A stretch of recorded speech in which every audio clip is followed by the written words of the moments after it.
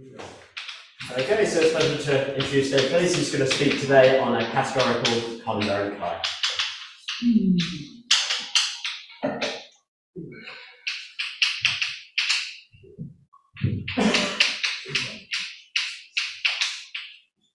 Thank you very much for the introduction. Thank you to the organizers for inviting me to speak. And thank you to Ben for everything. Right, so today we'll be talking about a categorical common chi. This is joint work with Chuen Chen, my graduate student, and Corey Jones. And Chuen is graduating, this is his last year, so he's on the job market this fall. I strongly recommend it if you have a job. Okay, so yeah, for today, our results are a little bit more general, but a lot more general, but I'm just going to talk about it today in the case when n is a 2-1 factor. Everything is actually in a categorical setting, so not just in a 2-1 factor setting, but this is the Neumann algebra meeting, so let's talk about the Neumann algebras. So first, there's the notion of Hans chi. This is from around 75. This is an abelian group associated to n. And the way this works, just as a reminder, for everybody here who isn't familiar with it, the idea is that you look at the, we're going to call theta in on m essentially trivial. This is CT if we're going to say here, theta of xn minus xn in norm 2 goes to 0 for every central sequence xn. I'm doing a terrible job of orbit because I haven't given a board talk in, well, I guess some of you were at the latest board talk that I made, but anyway, it's been a long time. And it's called approximately inner, which is abbreviated AI, if it's in the closure of int of n inside odd of n. Okay, so whatever. Okay, great. So chi of m is defined as, I'm going to do this just so I start again fresh. This is, I take essentially trivial of m intersected with approximately, with approximately inner of m inside out of n. Okay? So that happens to be an abelian group, which is quite surprising. In 80,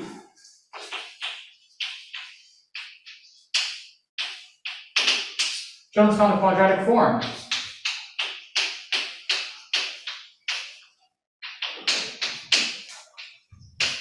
Kappa on chi of m. So I've got an abelian group, I've got a quadratic form on chi of m. I'm inverting the claim. In 54, it tells you when you have some abelian group A and a quadratic form, this is essentially an element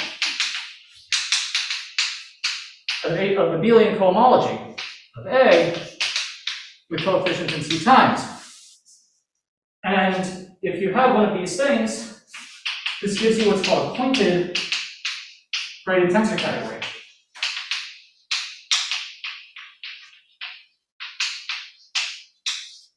So that will be PTC. Here the word pointed means all objects are invertible.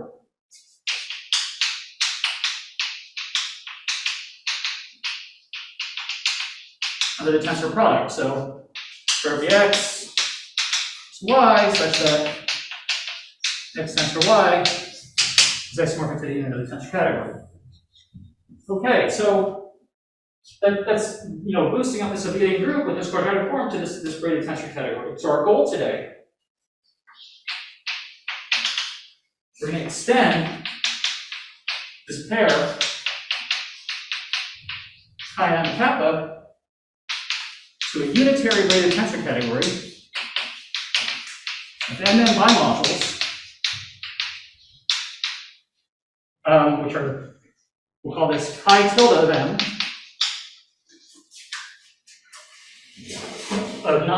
where these are not necessarily invertible.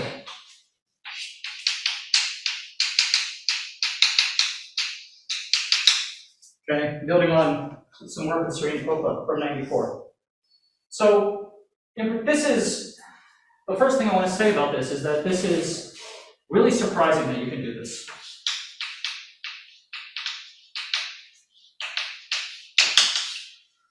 Why is it surprising? I think that this is surprising really from a higher categorical perspective. So, if you're thinking about where braided tensor categories come from. So most braided tensor categories that I know about, they come from three categories. They come from, like, I take a, let's see, so examples like you can take a fusion category, which you've heard a little bit about, and you can take a Drinfeld center. That's a braided tensor category. And that's coming from the fact that fusion categories form a three category. And so that braided tensor category is really living over that fusion category, thought it was an object in that three category. Or like conformal nets. If I take a nice conformal net, I take representations of it, I get a nice unitary modular category. But conformal nets also form three categories. So you can think about this as an object living in this three category. And that's, in some sense, where this braided tensor category is coming from. But none algebras don't form a three category in any way that I know about. It's really quite surprising because Riemann algebras only form a two category. It's the wrong categorical level for something braided to come up. And why, you might think, okay, the Riemann algebras as a two category, that's enough to get a tensor category with bimodules associated, right? So if I have my favorite Riemann algebra, and I take end in this two category, I get a tensor category with bimodules.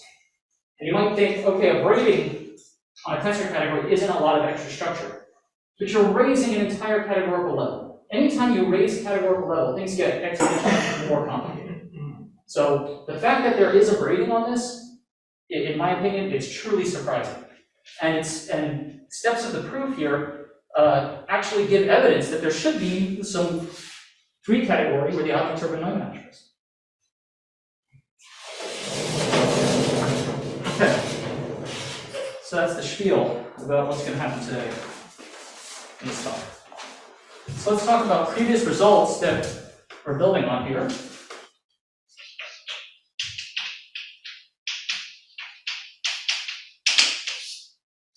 So I'm going to do this first. I'm going to just divide it up. Hopefully that prevents me from doing something terrible. Okay. So Kawagashi, in '93, you can find a relative pi and n for 2 on subfactors.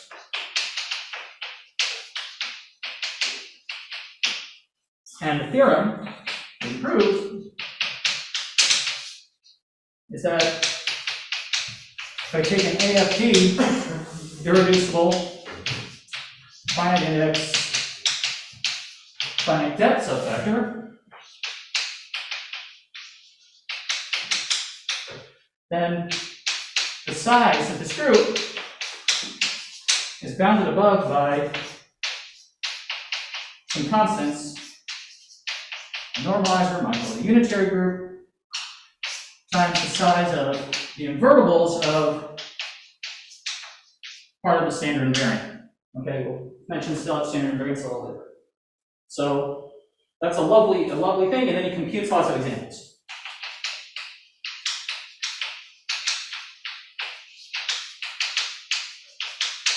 Lots of examples. Okay. Popa in '94 gave the definition of essentially trivial and approximately inner for NN bimodules. And from here you get a full W star tensor subcategory. Chi tilde of M in inside dim of n. Okay, so there's a slight difference. Our definition of chi tilde then is slightly, we're going to take a subset, or a subcategory here, a full subcategory of Popa's category. We're only going to look at the stuff whose duals are also here. So we're only looking at dualizable parts here. Because we're using this kind of, that's, let's say for higher categorical reasons, that's what we're doing. Okay. There's something else to mention about that. Let me take the dualizable part. I feel like I'm forgetting to say something here. I'm sure it'll come back to me in the middle of the talk, or it won't. Okay. Yeah, and so this is what we're going to define our braiding on this dualizable part inside here. We're going to take the dualizable. So yeah, so it's an open question. So Popa asked two questions when he defined these notions.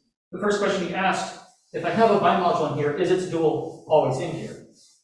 That we don't know the answer to, and that's why we're taking only dualizables. And then he asked, is this category commutative in some kind of way? That's the first natural question you would ask. So what that means is there a braiding? So he asked this question in 1994. And that's what we're going to positively answer. Okay? That was the important part, right? So Masuda and Tomatsu give a little, there's a little lemma they proved in 09, which is quite nice.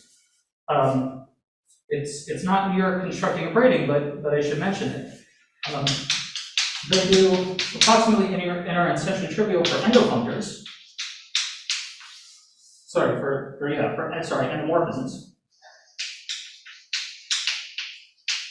of infinite finite algebras, and here they're focusing on AFG, take 3 factors. And something they prove, their lemma 4.7 in that paper, they show for theta and AI, rho and n essentially trivial. So here they're really taking an approximately inner automorphism and an essentially trivial endomorphism. Then they can show that they conjugate rho by theta, it gives the same class of rho in the sectors of n. Okay, so this is just a particular isomorphism for automorphisms, but it really does rely on it being an automorphism. So we're going well beyond this. So our first theorem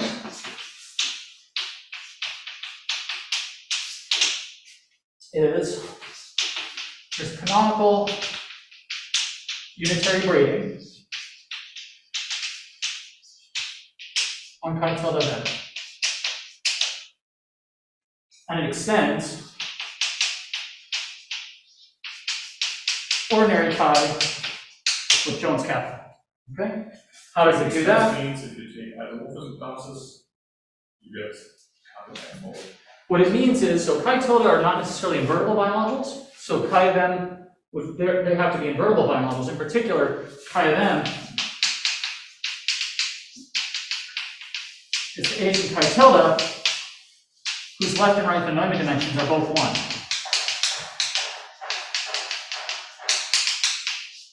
Okay. And then the braiding on here that we restrict from here agrees with the kappa invariant. Agrees with the braiding coming from kappa. Isomorphism was a unique substructure.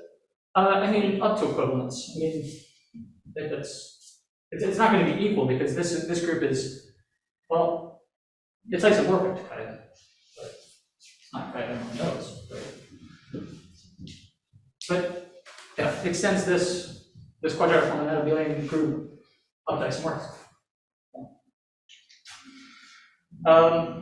So some examples, some first examples that you can give are for hyperfinite 2n factor and nonGamma and Eugen tensor order. So for all of these, it's trivial.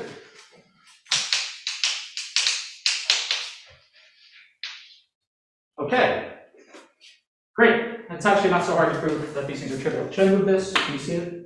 That's right. Moving over good. Moving is good. Okay. I don't know if that's worse for you, Sam, but That's good. okay. Fabulous. So, but to keep in mind is you can have a finite index extension, even finite index, finite depth, inclusion of two unfactors n inside m with pi tilde surprisingly different.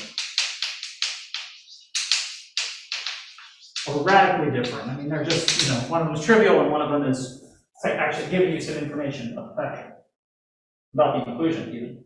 Okay?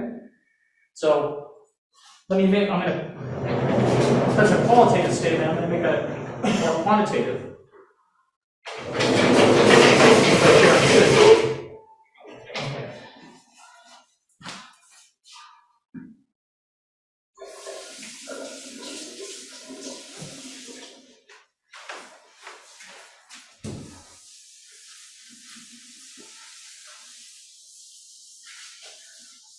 So our next theorem builds off another theorem of Serene's, which I'm going to state that theorem as soon as I finish. She got a job at a car wash.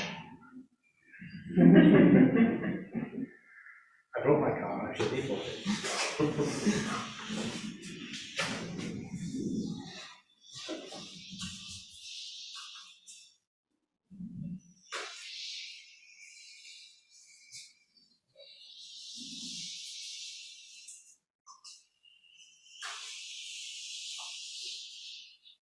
I was paying attention. Right. Fabulous. So here's the theorem of Popa. From 09. That worked much better. I did that, so there we go. So I'm going to have n inside m, finite index, finite depth, 2-1 subfactor, nonGamma. Okay, then from this, that'll be, I'm going to do the Jones tower all the way to the inductive limit to 1 factor and infinity. Then original con pi of the inductive limit to 1 factor is Yasu's relative pi of PR, where R inside P is the AFP to 1 subfactor with the same standard invariant. There's one of them, like Popa, right? Popa's famous classification. This is Popa's theorem from 09, and with this really in mind, we prove theorem 2. We build on this theorem.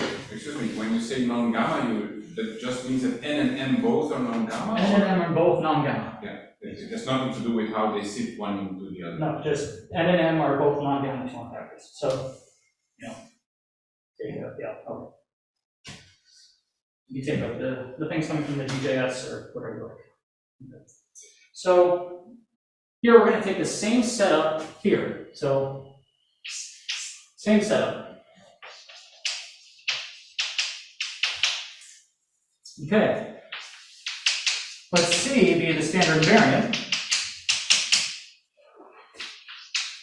And then inside M, and we're thinking about that as I take the NN bimodules, the NN bimodules, the MN bimodules, and the MN bimodules, and together with our generator, L2M as an NM, that lives inside that part. Okay, so that's our standard invariant. Then, chi tilde of M infinity is equivalent to the Drinfeld center of C. So we've actually, here, Popa's identifying it with this one, and Yasu has a bound on what it is, we're actually able to identify it. Okay? So if you combine this result with that result, with Popa's result, this actually gives us a complete classification, a corollary of this is we can calculate pi of n infinity, right? That's just the invertibles, and pi of PR as well. So we can prove this bound, we now know what it is. Okay? And I should mention that this is also motivated by all these calculations of examples, right? What Yasu does is he can find enough things in there and then uses the bound to show that he's finished. Okay, so we actually have the whole calculation now. So I said here, up here, you can have finite index, finite depth, and inside M, with chi tilde surprisingly different. The example that actually does this comes from this. Essentially, I can take n tensor R inside this n infinity. That's going to be finite index and finite depth.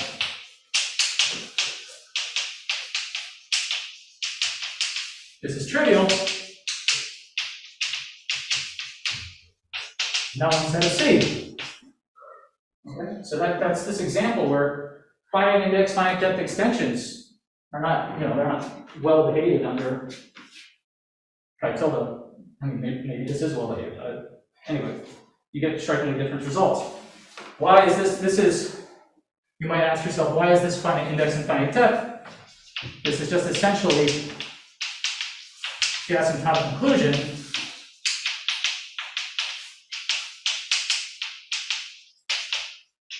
for n minus 1 inside n infinity, which is, of course, the same thing as n infinity. Okay, so n minus 1 inside. Okay. So if I take the asymptotic conclusion for that, this is essentially that conclusion. Okay, so in the remaining time, I'm actually going to define, I'm going to give you the definition of what chi tilde is after showcasing these results. Okay? All right, so let's get to the definitions.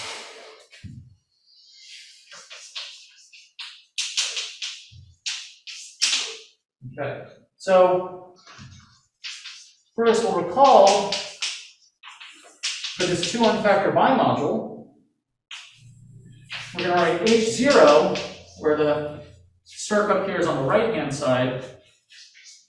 These are going to be the bounded vectors on the right bounded vectors.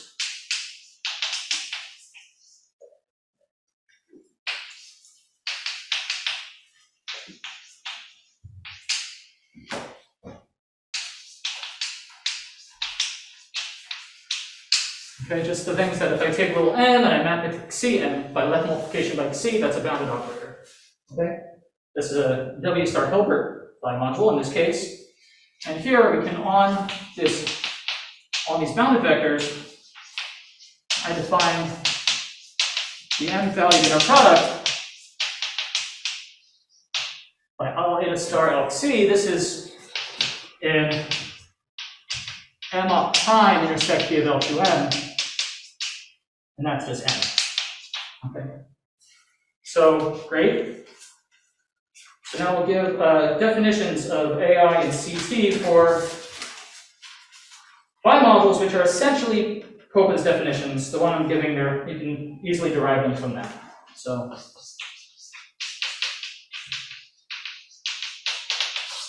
okay. We're going to call our bimodule essentially trivial if for every central sequence xn in M, for every bounded vector, I have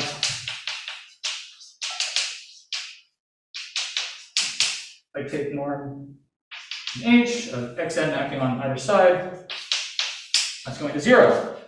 Approximately inner is going to take a little work, so I have to erase another board for that.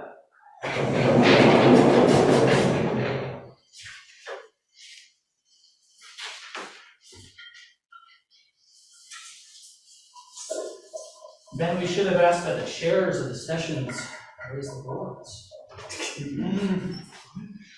Convenient after you all shared stuff. After I finished, exactly. I would have done it, but we didn't, you know.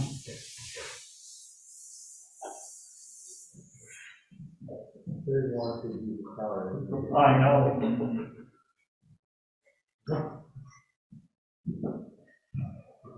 Easy way to be not have to organize.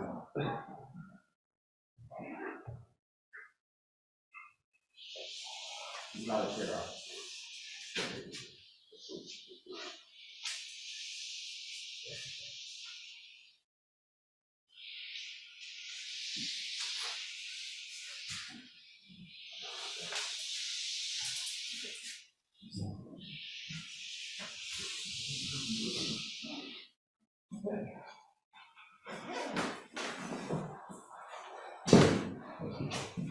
Fantastic. What am I doing? AI. So approximate inner for a bimodule. If, okay, so there's two parts. So A,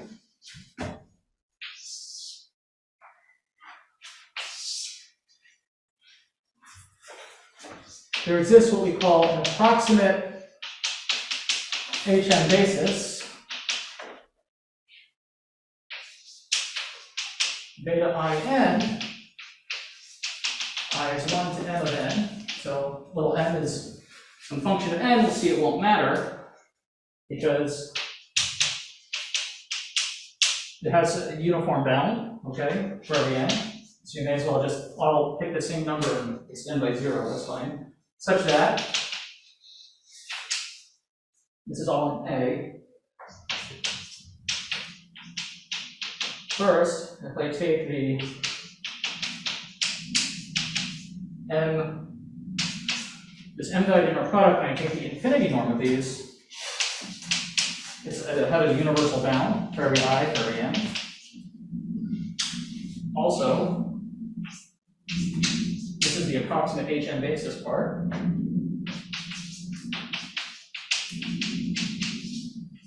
It's going to look like the Tensor Popa basic condition, but approximately.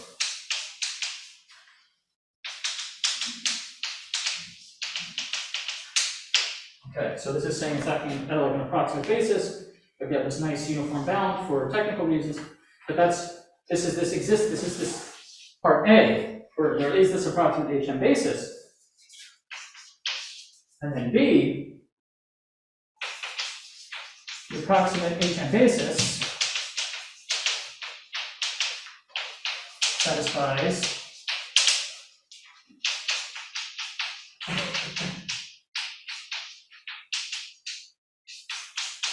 if I act on x on either side here, that's going to 0 for every x and n. Okay, so that's CT and AI. And definition of Popa, 94 is pi tilde of m. It's just the intersection of these sides, the full subcategory, which is, they're both full subcategories. And then you just take the full subcategories of each, you take their intersection inside dim m, and for us, remember, we take the dualizable part.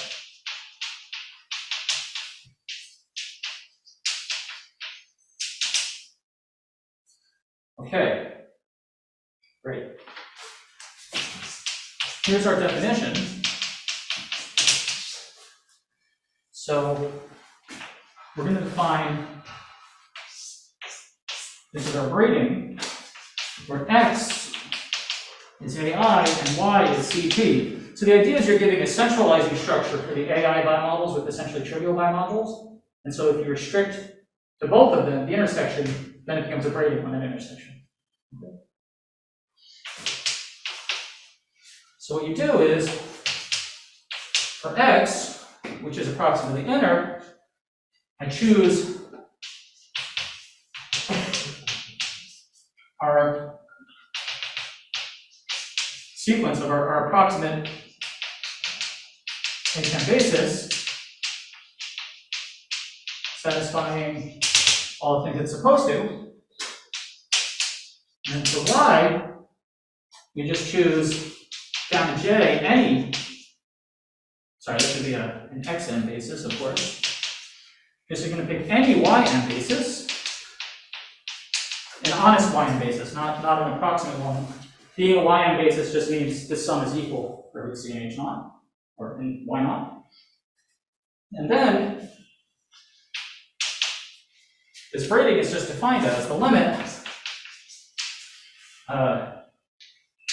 over n, I sum over I and j of gamma j box times theta in with theta in box times gamma j. It's got a lovely formula. A very lovely formula.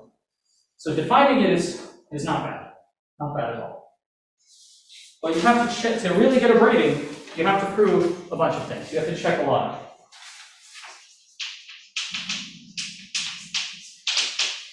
What do you have to verify? You have to show the limit exists SO2. Okay. Fine. You have to show it's independent of choices. You have to show it's visibly right end linear, so you have to show it's left end linear. That's not obvious at all. You have to show it's unitary. That's not obvious at all. And finally, you have to show it satisfies the braiding coherences.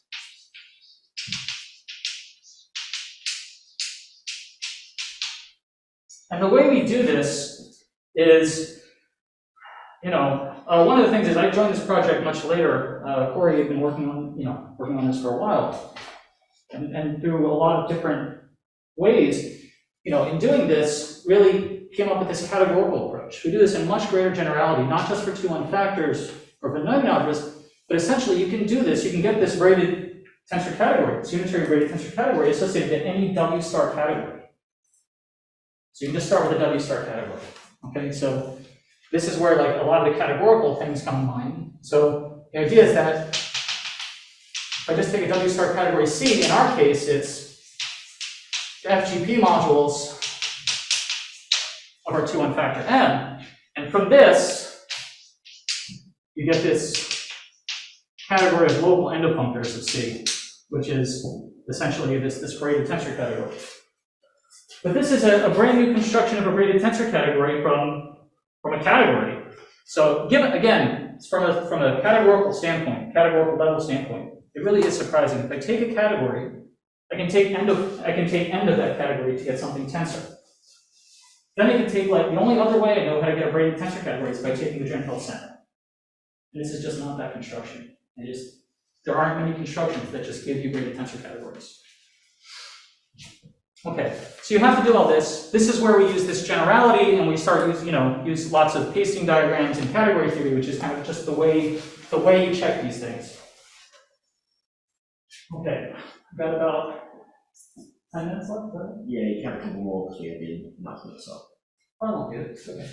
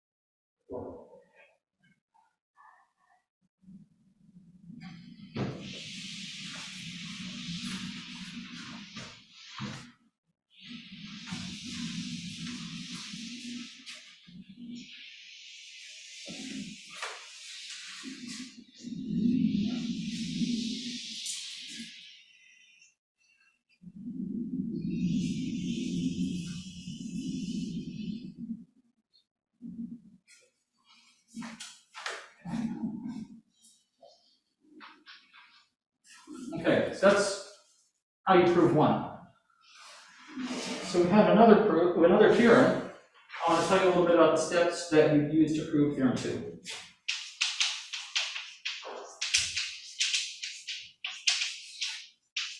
And theorem 2 was this calculation of pi to infinity in the Drinfeld center. Building on that work of Serene that. Okay. So the first step, you construct a unitary braided tensor functor on Z of C, Drinfeld center, into pi of n infinity. Okay, so there's a couple things to note here. First of all, this builds on the work of Popa, Drinfeld,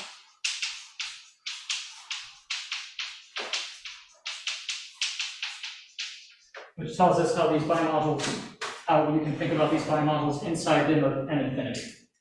Okay, but then if you want to get a braided thing into chi tilde, that's okay, that you have to do that.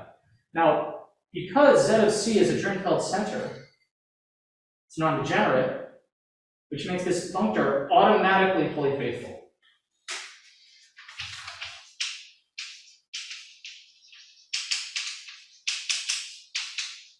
Sorry, yeah, automatically fully faithful.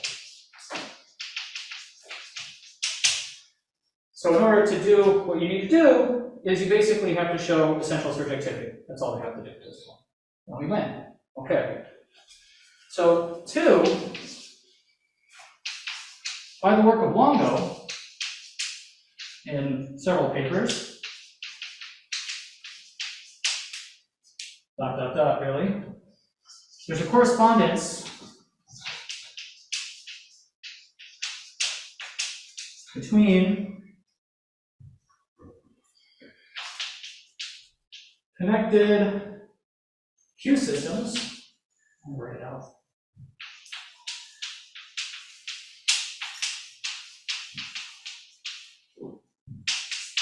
And then this is just work for any, this works for any 2-1 factor here. So m is a 2-1, I shouldn't use m, I'll use like p. This is just some statement about p being a 2-1 factor.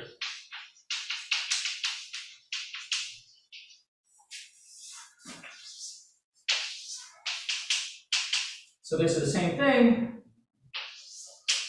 as irreducible finite index extensions P inside, you write it as this absolute value of A, this kind of realization of this algebra as an overvector of P. Okay? So there's this nice correspondence. This is saying this is some kind of algebraic categorical gadget, and you have this nice correspondence between these types of category theory here and these extensions. Okay? This is the algebraic part, the subfactor classification essentially. And for the braided setting,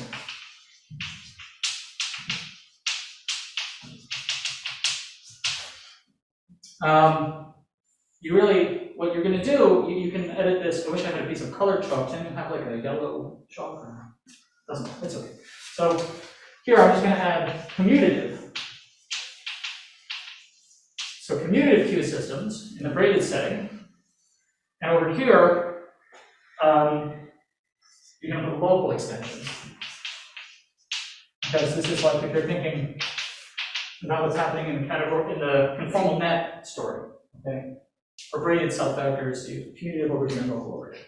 Okay. And what's nice is we prove this theorem 3 at this stage. For A, in chi tilde of M, connected commutative Q system,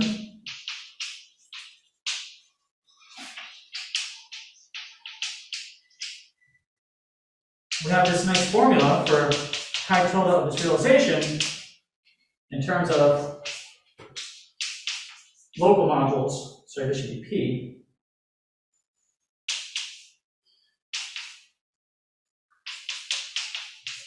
of local modules here. This is a local extension formula for how tilde works. This is even greater evidence that there should be some kind of three category explaining what's going on here. This type of local extension formula is really something three categorical. When you have this, that's essentially, it's really further evidence. So I'm excited to see where that might go. Okay, so now step 3. We have to show our fully faithful unitary braided functor into chi tilde of m infinity is essentially projected. And for that, we're going to use this nice theorem 3 to do this as a nice lemma.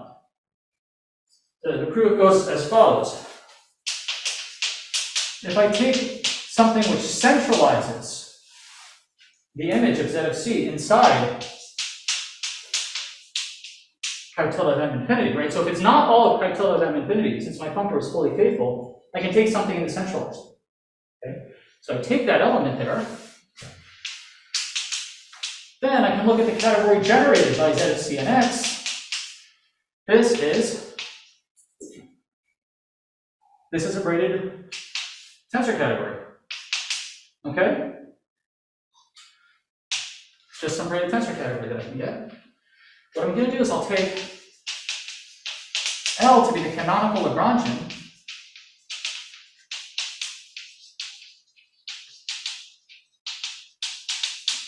in Z of C. Then we'll calculate.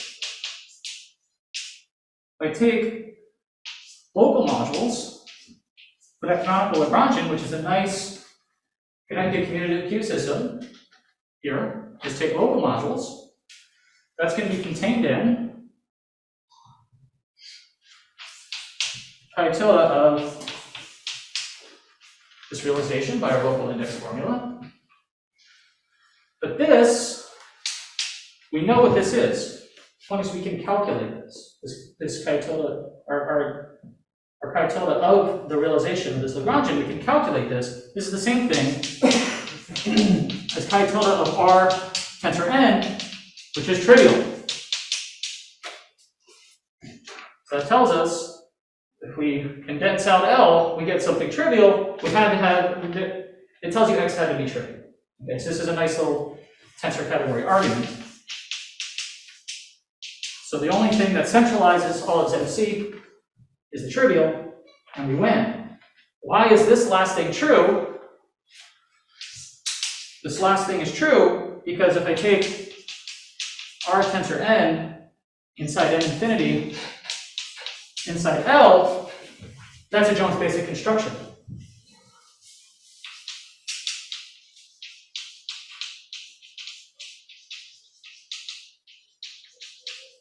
And chi tilde is it's a Braided invariant, right? It's invariant under stable isomorphism, right? So that tells us that these are both the same. They're stable isomorphic. So we win. Thank you.